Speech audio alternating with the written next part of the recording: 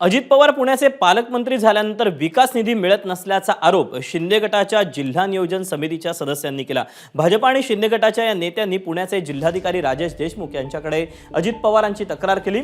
अजित पवारांच्या आधी चंद्रकांत पाटील पुण्याचे पालकमंत्री असताना त्यांनी मंजूर केलेल्या विकास कामांचा निधी अजित पवारांनी अडवून धरल्याचा आरोप या सदस्यांनी केला। तर दुसरीकडे राष्ट्रवादी काँग्रेसच्या सदस्यांनी मागणी केलेल्या कामांसाठी तब्बल 800 कोटी रुपयांचा विकास निधी अजित पवारांनी मंजूर केला। हा 800 कोटी रुपयांचा निधी तात्काळ रद्द करण्यात यावा, अन्यथा न्यायालयात जाऊ असा इशारा भाजप आणि शिंदे गटाच्या सदस्यांनी दिला आहे। की 65 ते 70% निधी हा अजित पवार गटासाठी ठेवलेला आहे आणि 20% निधी हा दादांनी स्वतः त्यांच्याकडे ठेवून 10% निधी फक्त आमच्यासारख्या कार्यकर्त्यांना दिलेला आहे। जशी त्यांना स्वतःला पुणे जिल्ह्याच्या विकासाची काळजी आहे तशी आम्हाला सुद्धा काळजी आहे।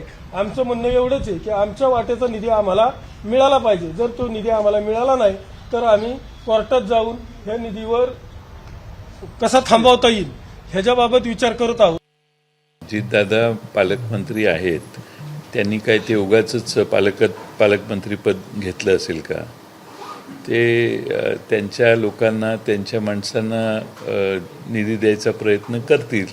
त्याची प्रतिक्रिया आता काय करणार? शिवसेना आणि भाजपची लोक काय करू शकतात ह्याच्यात? त्यांच्याबद्दल आम्हाला सहानुभूती आहे, पण ते काय करू शकतील असं मला वाटत नाही। एबीपी माझा, उघडा डोळे बघा नीट।